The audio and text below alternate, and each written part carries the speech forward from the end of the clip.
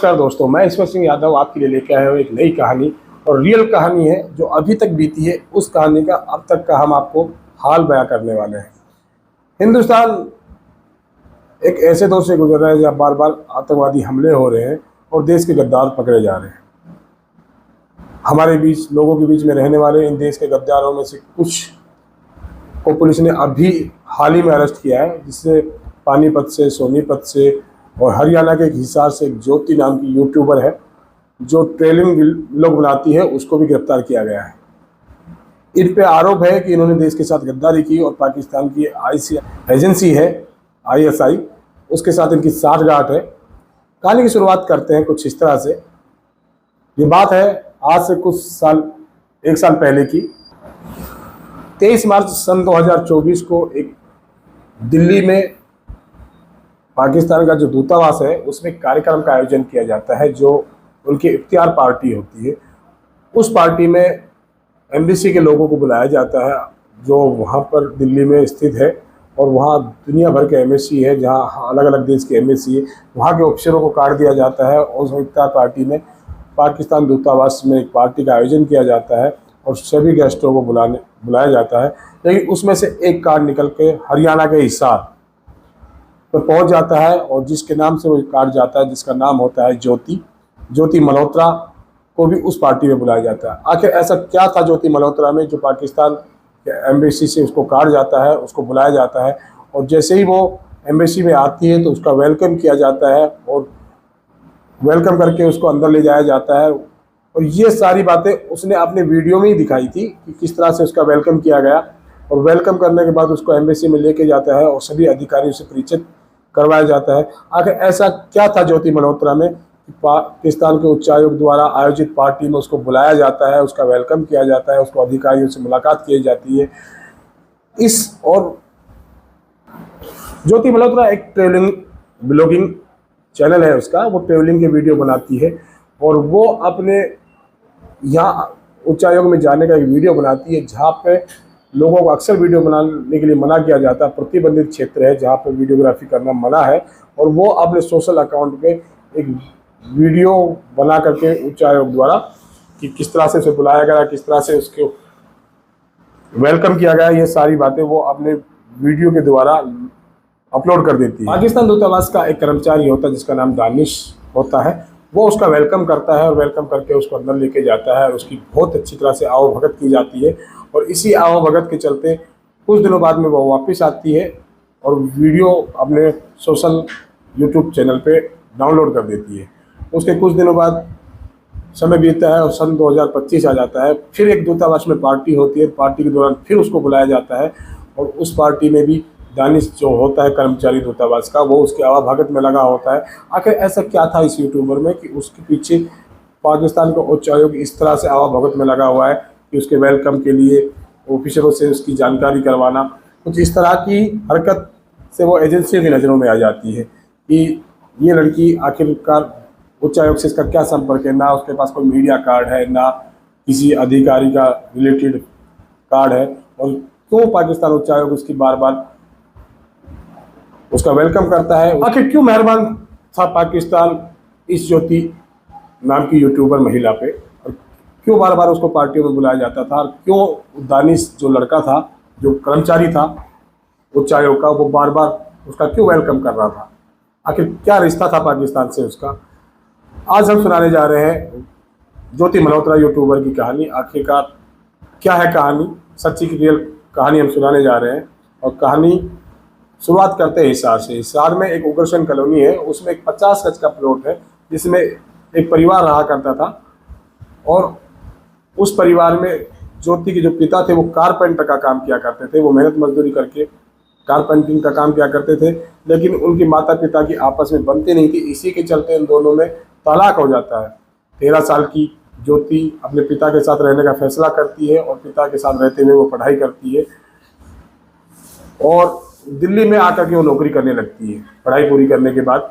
और कोरोना काल में उसकी नौकरी चली जाती है, तो फिर वो यूट्यूब वीडियो बनाने लगती है। ट्रेवलर वीडियो बनाने का उसका शौक तो होता है, और वो वीडियो बनाकर अपने सोशल मीडिया अकाउंट पे, जिसका यूट्यूब चैनल का नाम है ट्रेलर विद ज्योति जो करके, और उस पर अक्सर वो वीडियो डाला करती थी। ज्योति नाम की जो यूट्यूबर होती है वो पाकिस्तान के लिए वीज़ा अप्लाई करती है और उसको 1 महीने के लिए पाकिस्तान घूमने का वीज़ा मिल जाता है, और फिर वो चीन के लिए वीज़ा अप्लाई करती है और चीन में भी उसको 1 महीने के लिए वीज़ा अप्लाई मिल जाता है, और चीन से ही वो सीधे नेपाल की यात्रा पर निकल जाती है। आखिर ऐसा क्या था उस ज्योति में कि जिसके पिता साधारण से परिवार के रहने वाले कारपेंटर का काम करने वाले हैं, और उसकी बच्ची जो एक यूट्यूबर है उसको बार बार पाकिस्तान जाने का वीज़ा और 1 महीना घूमने की परमिशन आसानी से मिल जाती है। और वहाँ जाकर वो पंजाब प्रांत की जो सीएम है नवाज शरीफ की बेटी मरियम, उससे भी मिलती है। आखिर ऐसा क्या था उसमें, इसी के चलते एजेंसियों की नज़र उस पर टिक जाती है, एजेंसी उसकी निगरानी रखनी चालू कर देती है। बाहर की खुफिया एजेंसियां काफ़ी दिनों से उसको ट्रैक कर रही थी और जानना चाह रही थी कि आखिर इस लड़की का पाकिस्तान से क्या रिश्ता है और क्यों बार बार ये पाकिस्तान जाती है, जिससे पाकिस्तान से हिंदुस्तान के रिश्ते और चाइना के रिश्ते दोनों के खराब है। दोनों देश उसको बार बार वीज़ा दे करके अपने यहाँ 1 महीने के लिए महंगे होटलों में ठहराता है और उसकी वीआईपी फैसिलिटी की सुविधा उपलब्ध करवाता है। इसी के चलते एजेंसियों के कान खड़े हो जाते हैं और एजेंसी उसके रडार पे आ जाती है ज्योति मल्होत्रा कि किस लिए ऐसा किया जा रहा है। ज्योति मल्होत्रा एक बार पहले भी पाकिस्तान जा चुकी थी और फिर दोबारा भी पाकिस्तान गई थी। करतार सिंह जो गुरुदेव नानक देव की जन्मस्थली है, जो गुरुद्वारा है, वहाँ का भी उसने एक बार भ्रमण किया था, और उसी के चलते वो पाकिस्तान की इतनी अच्छाई वीडियो के द्वारा बताती है कि पाकिस्तान बिल्कुल दूध का धुला हुआ है, पाकिस्तान में कोई कमी नहीं है, और वो आने वाले गुरु नानक के भक्तों को अच्छे से पेश आता है। इस तरह से वो तारीफों के पुल बांधती है और एजेंसी की नज़रें उस पर सटीक हो जाती है कि आखिर ऐसा वो क्यों कर रही है। और जो कर्मचारी था दूतावास में जिसका नाम तानिश था, और वो क्यों बार बार उससे मुलाकात करने की कोशिश कर रहा है, इसी के चलते एजेंसियां उस पर सतर्क हो जाती है। और तानिश वही है जिसको इंडियन गवर्नमेंट ने देश से निकाल दिया है उसको, और वो देश छोड़ के जा चुका है। जब पाकिस्तान जाती है वहाँ उसकी अच्छी आवाभगत की जाती है।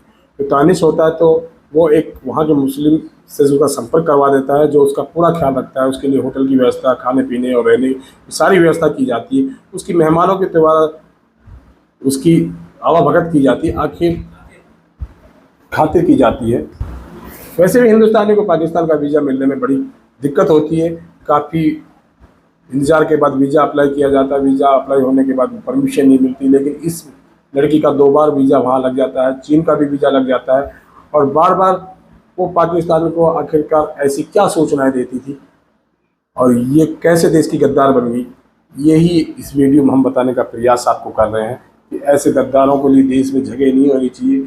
जहाँ इन गद्दारों की गद्दारी की वजह से भारत माता के वीर सपूत शहीद हो जाते हैं। अब वो गिरफ्तार हो चुकी है। गिरफ्तार होने के बाद एजेंसियां उससे पूछताछ कर रही है कि आखिर उसने पाकिस्तान से क्या पाया है जो अपने देश से गद्दारी की है या ना की है, ये तो जांच में ही पता लगेगा। अगर पाकिस्तान इस लड़की पे इतना मेहरबान क्यों था, इसी में जांच में जुटी हुई है एजेंसियां। उसको गिरफ्तार किया गया है और उससे जांच की जा रही है, और उसके यूट्यूब वीडियो की भी जांच की जा रही है, क्योंकि उसने कई वीडियो जो पाकिस्तान एम्बेसी का जहाँ लिखा होता है साफ साफ यहाँ वीडियोग्राफी करना मना है, और वहाँ भी उसको परमिशन मिलती है वीडियो बनाने की, आखिरकार उसे क्यों नहीं रोका जाता वीडियो बनाने से, और बार बार पाकिस्तान का वीज़ा उसका क्यों मिल जाता है। पाकिस्तान में भी वो ऐसी जगह की वीडियो बनाती है और उन लोगों के संपर्क में आती है जो देश के दुश्मन हैं, हिंदुस्तान को मिटा देना चाहते हैं, हिंदुस्तान से गद्दारी करना चाहते हैं। उसको क्या पैसे मिलते हैं हिंदुस्तान से गद्दारी करने में। सुनने में ऐसा भी आया है कि जो ज्योति मल्होत्रा नाम की लड़की है वो पहलगांव में भी गई थी अपनी पाकिस्तान यात्रा से पहले, और पाकिस्तान में जाकर के उसने क्या खुलासा किया है और उन्होंने क्या पाया है, सारी जांच एजेंसियां इस मामले में जुटी हुई है। जैसे भी कोई जानकारी आएंगी तो हम अपने नए वीडियो के माध्यम से आपको इस बारे में जानकारी देंगे। आखिर क्यों बन जाते हैं गद्दार, क्या पैसों के लिए ही बिक जाता है ईमान? अपने देश के लिए जिसका खाते हैं, जिसमें रहते हैं, उस देश से गद्दारी करने के लिए लोग कैसे कैसे षड्यंत्र करते हैं और कहाँ कहाँ जा कर के अपनी खुफिया जानकारी लोगों को साझा करते हैं। ऐसे गद्दारों को देश से निकाल देना चाहिए। और आजकल भारत की सुरक्षा एजेंसियां बहुत सतर्क है, क्योंकि बहुत से गद्दार देश के गिरफ्तार किए गए हैं और जिनको उचित सजा और न्याय हो देश के साथ, क्योंकि उनकी गद्दारी की वजह से भारत माता के वीर सपूत शहीद हो जाते हैं बॉर्डर पर। और सारी जानकारी खुफिया तंत्रों और इन एजेंटों के द्वारा ही पाकिस्तान को दी जाती है कि कहाँ पर किस तरह की प्रोसेस तैयार है, क्या हथियार तैयार किया जाता है। इसलिए पाकिस्तान बार बार हमारे देश के लोगों को गद्दार बनाने में लगा हुआ है, एजेंट बनाने में लगा हुआ है, क्योंकि वो पैसों का लालच देते हैं। और यहाँ हिंदुस्तान में कुछ ऐसे गद्दार होते हैं चंद, जो बिक जाते हैं पैसों पर, अपनी मातृभूमि का सौदा करते हैं, अपनी भारत माता दुश्मनों के हाथों में बेचने को तत्पर रहते हैं। ऐसे देश के गद्दारों को देश से निकाल देना चाहिए, ये सरेआम चौराहे गोली मार देनी चाहिए। ये हिंदुस्तान है, आज का हिंदुस्तान है, यहाँ गद्दारों की जगह नहीं है, देशभक्तों की जगह है, देशवासियों का हिंदुस्तान है। अच्छा सुंदर हिंदुस्तान सपना है हमारा, और लेकिन इन गद्दारों की वजह से हमारे सपने को बखेरने का प्रयास किया जा रहा है। लेकिन हम सभी लोग मिलकर इन गद्दारों को छोड़ेंगे नहीं और अपने देश का सर ऊंचा करने के लिए हमेशा तत्पर रहेंगे। यही है इस वीडियो में। आगे हम कुछ नई जानकारी जैसे ही मिलेगी तो साझा करेंगे आपके साथ। तब तक के लिए जय हिंद, जय भारत,